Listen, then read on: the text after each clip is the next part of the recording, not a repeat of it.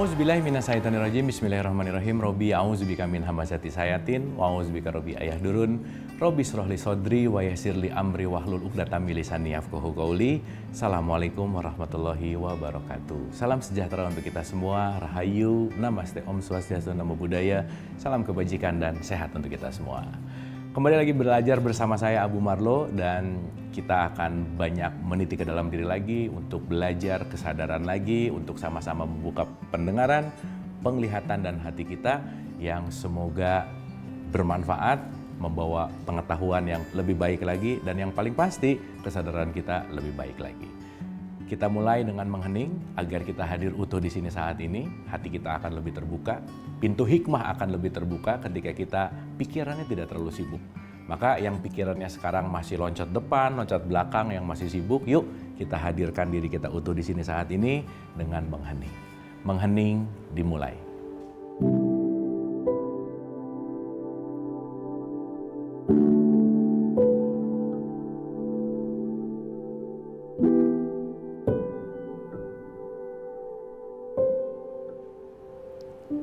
Selesai. Terima kasih. Semoga kita sudah hadir utuh di sini saat ini, mempersiapkan diri kita untuk belajar lagi.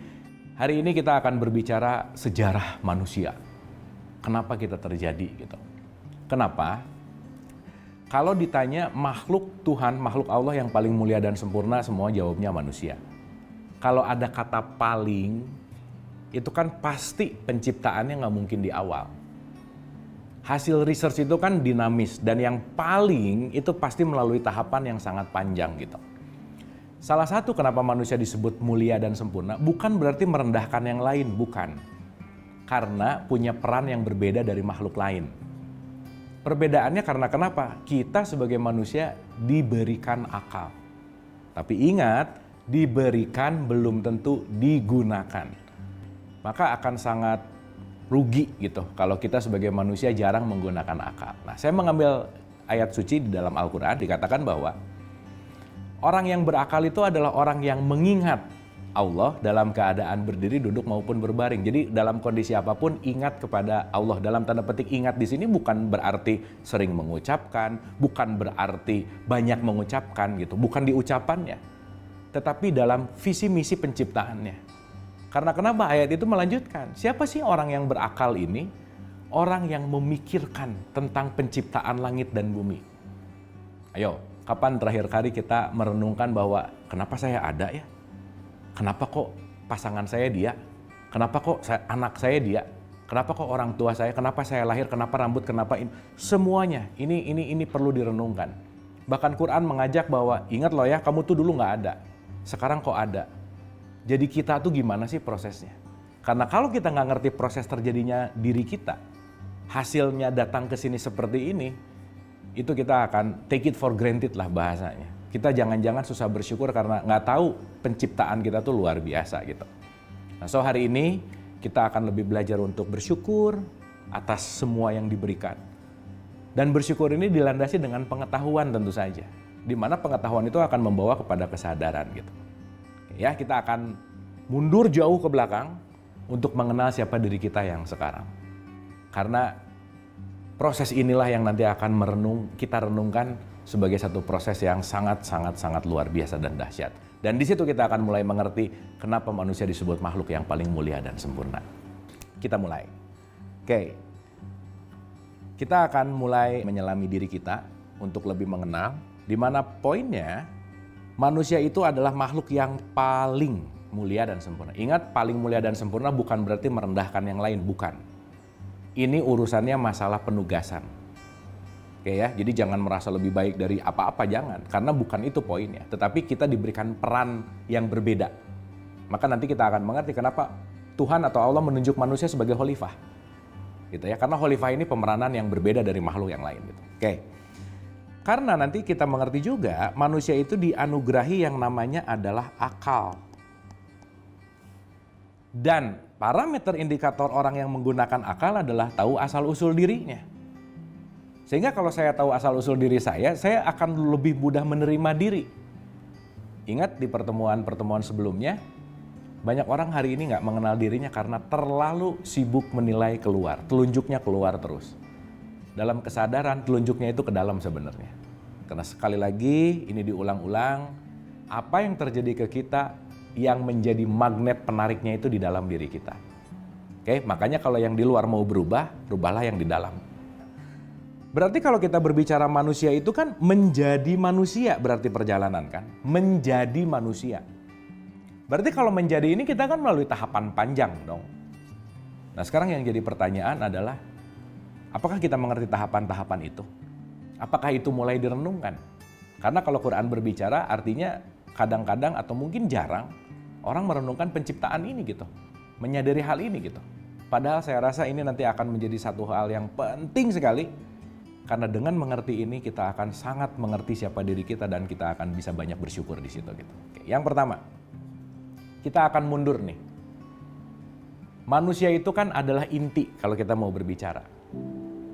Saya mau minum, nggak mungkin saya ngambil airnya dulu dong. Yang pasti saya ngambil gelasnya dulu. Karena saya perlu menampung air. Kalau manusia dianalogikan sebagai air, berarti manusia harus ada wadahnya dulu dong. Sama seperti ruh yang wadahnya adalah jasad. Berarti kumpulan jasad ini juga perlu wadah gitu kira-kira. Oke ya, nah maka kita akan mundur nih. Pertama kali kalau kita mau berbicara, surat 57 ayat 3 mengatakan dialah yang awal dan yang akhir. Alfa dan Omega. Yang awal adalah dia, yang akhir adalah dia. Dia ini bisa dispektrumkan dengan Allah, dengan Tuhan, apapun penamaannya, ini mau menyebutkan adalah Sang Maha. Sang Maha awal, yang nanti adalah Sang Maha menjadikan. Dan nanti kita akan mengerti proses cipta gitu ya, kita akan belajar pelan-pelan di situ. Oke, so di surat 57 ayat 3 tadi dikatakan dialah yang awal. Berarti awal permulaan itu adalah kehadiran dia itu sendiri. Apa sih kalau kita mau berbicara kehadirannya? Di surat 24 ayat 35 Al-Quran mengatakan Allahun Nur, dia hadir dalam bentuk nur. Nur itu adalah cahaya. Kelak cahaya itu nanti akan kita mengerti sebagai konsep yang namanya adalah energi. Maka kita semua ini adalah makhluk energi. Tidak ada yang bukan energi. Hukum kekekalan energi adalah tidak bisa diciptakan, tidak bisa dimusnahkan, dia hanya bisa bertransformasi. Maka kalau mundur jauh ke belakang, kehadiran pertama kali adalah dalam bentuk yang namanya energi. Itulah dalam sains yang selalu dikatakan dengan metode yang namanya adalah Big Bang. Di surat 21 ayat 30 dikatakan, apakah orang-orang yang tertutup atau orang yang kafir itu nggak ngerti bahwa langit dan bumi dahulunya adalah satu yang padu katanya. Quran mengatakan bahwa dulu itu satu padu loh. Nah, sains melihat bahwa di situ ada ledakan besar. Jadi kalau mundur ke 13,8 miliar tahun yang lalu, itulah yang terjadi dengan proses yang namanya Big Bang, awal mula hadirnya semesta raya. Oke. Setelah proses Big Bang itu terjadi, kan pada akhirnya kan mau bikin manusia. Gitu ya, 387.172 dikatakan ketika Allah berfirman kepada malaikat, wahai para malaikat, aku akan membuat khalifah, aku akan membuat manusia dari tanah. Maka semuanya adalah proses untuk pembuatan kita sebenarnya. Dimulai dari Big Bang. 4,6 miliar tahun yang lalu terjadilah planet bumi. Bayang ya, bikin bumi itu nggak sebentar. Bumi itu hasil karya yang sangat-sangat presisi, luar biasa pembuatannya gitu kira-kira. Dimana lagi-lagi nih, si bumi ini yang akan menjadi wadah bagi para manusia. Jadi dibikin dulu nih wadahnya. Dimana di bumi itu ada tanah, tanah yang ketemu berikutnya adalah air. Dimana air itu adalah sumber penghidupan. Air ketemu tanah jadi flora, flora nanti bermutasi jadi fauna. Di sini ada flora, flow. Di situ ada fauna. Barulah setelah tahapan ini, perlu kita ketahui, kehadiran manusia itu sekitar 200 juta tahun yang lalu. Jadi kalau kita bandingkan, kita ini makhluk paling bungsunya semesta. Manusia itu anak kecilnya semesta dalam tanda petik yang hadir baru 200 juta tahun. Jadi kalau ini saya mau buat 24 jam, manusia itu baru hadir 3 detik di semesta raya. Kebayang nggak? Tapi menariknya, si manusia baru hadir 3 detik, sekarang hutan-hutan di bumi ini udah banyak yang rusak sama perilaku si manusia ini tadi. Karena kenapa? Kita ini makhluk yang paling bungsu, makhluk yang paling terakhir, pengetahuannya belum tahu apa-apa, nggak ngerti apa-apa. Kita ini makhluk baru di sini. Kita ini pendatang baru di sini. Tapi egonya gede banget. Merusaknya tinggi banget dalam tanda petik. Maka ketika kita tidak mengerti dan memahami ini, kita akan lupa bahwa kita ini adalah bagian dari fase penciptaan yang teramat sangat-sangat luar biasa gitu. Nah, sekarang kita renungkan. Kalau mau diambil struktur, tahapan satu tuh datangnya Nur tadi. Terjadinya Big Bang ledakan. Yang kedua, infrastruktur dibuat. Yang ketiga, kehadiran sumber kehidupan air. Keempat adalah flora. Kelima adalah fauna. Dan keenam ini adalah yang namanya adalah manusia. Maka di surat 57 ayat 4, kenapa ada kata-kata aku ciptakan langit dan bumi dalam 6 masa? Sitati ayan, di situ ada 6 masa penciptaan di mana jadinya manusia ini luar biasa banget. Kita renungkan, bikin matahari kosnya berapa sih? Bikin bumi berapa sih harganya? Berarti kalau kita berbicara masalah pembuatan itu, kalau kita konversi dalam konteks yang namanya RAB misalkan, rencana anggaran pembiayaan gitu misalkan, itu kan mahal banget gitu. Sementara dengan sangat mudahnya kita menyepelekan waktu gitu. Menganggap waktu ini nggak ada harganya dalam tanda petik. Padahal menciptakan waktu itu perlu sangat luar biasa effort kalau kita mau berbicara tentang itu gitu. Sehingga kenapa sih selalu dikatakan bahwa sedikit dari kamu yang bersyukur? Jangan-jangan nggak ngerti cerita ini gitu. Kita ini sekali lagi, kita ini proses evolusi yang panjang bahwa fauna, flora, air, tanah, semua hadir di dalam diri kita. Maka kita disebut makhluk yang paling mulia dan sempurna karena kenapa? Semua elemen semesta ada di dalam diri kita. Maka kalau mau disebut segitiga kosmos, manusia ini digambarkan sebagai mikrokosmosnya Tuhan. Semesta raya ini adalah makrokosmosnya, Tuhan itu sendiri adalah metakosmosnya. Maka kalau begitu, kita mulai menyadari kita datang dari sumber yang sama. Kita hadir ke sini dalam proses evolusi yang panjang. Penting untuk kita buka pikiran kita bahwa kita ini orang baru di semesta nih, baru 200 juta tahun, baru 3 detik. Pengetahuan kita tuh belum ada apa-apanya. Meskipun dengan teknologi yang super luar biasa sekarang gitu ya. Karena kalau kita melihat dari proses penciptaan, ini makhluk-makhluk yang sebelum kita itu jauh lebih berpengalaman dalam konteks hidup di semesta raya ini gitu kira-kira. Nah, apa sih pelajaran yang bisa kita ambil di sini? Kalau kita menyadari kita ini akan dijadikan khalifah. Khalifah itu artinya adalah pengganti. Atau bahasa kerennya sekarang adalah ambasador lah. Manusia diberikan mandat untuk merawat semesta raya. Semesta ini semua adalah satu dasar dari konteks yang sumber yang sama. Ini semua adalah untuk kita rawat gitu. Maka mohon maaf sekali. Bukti kita sebagai manusia, kita punya rasa untuk merawat semesta dan alam. Jadi maaf nih, ibadah itu bukan hanya ritual dalam konteks keagamaan, tetapi jangan lupa, buang sampah pada tempatnya itu sedang menjadikan saya sebagai manusia yang baik sebetulnya. Sedang merawat alam sebetulnya. Merawat semesta sebetulnya. Dengan saya bagaimana merawat tanaman, dengan saya bagaimana merawat semua ekosistem kehidupan, itu sebetulnya adalah tugas kita sebagai manusia. Karena hanya kitalah yang diberikan tugas untuk merawat itu semua.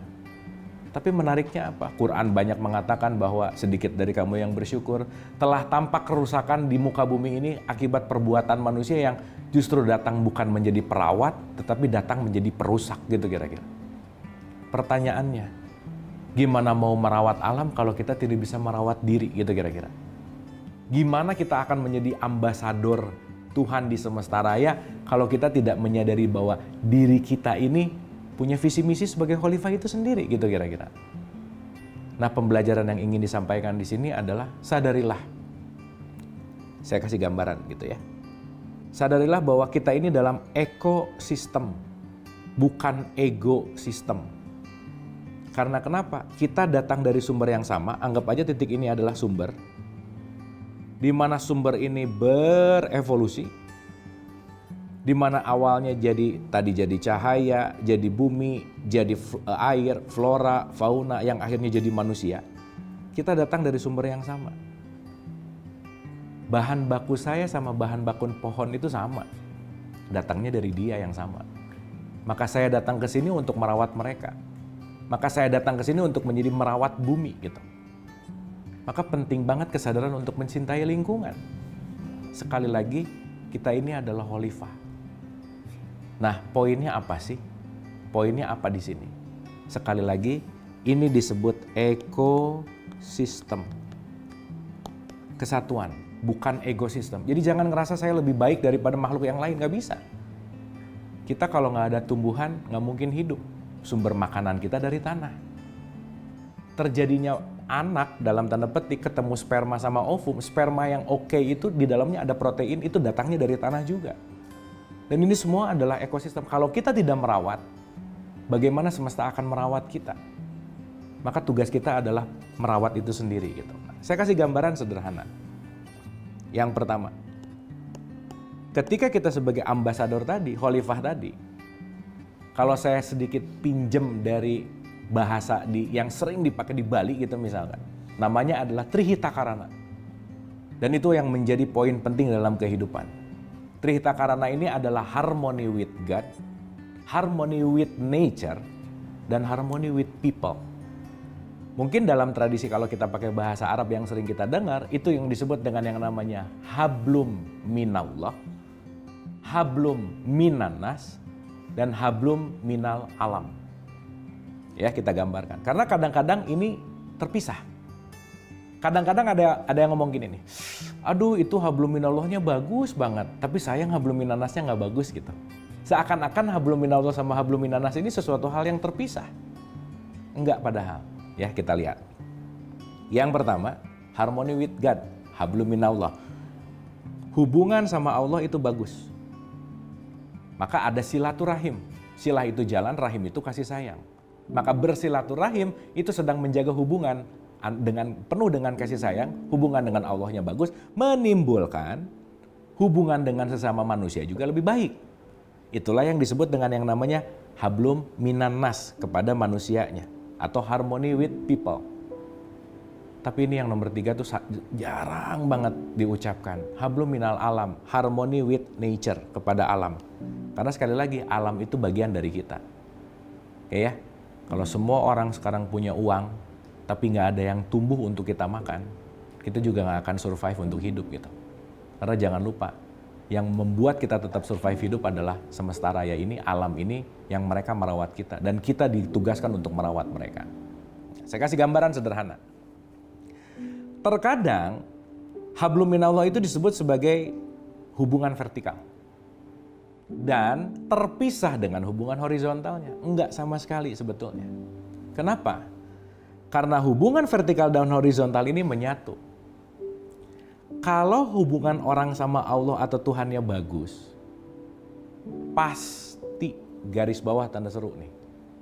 Hubungan sesama manusianya pasti bagus. Kita nggak bisa ngelihat hubungan sama Tuhan itu bagus karena orang ini rajin ke masjid, nggak bisa. Karena ritual yang rajin tidak menentukan hubungan dengan Tuhan yang baik, belum tentu.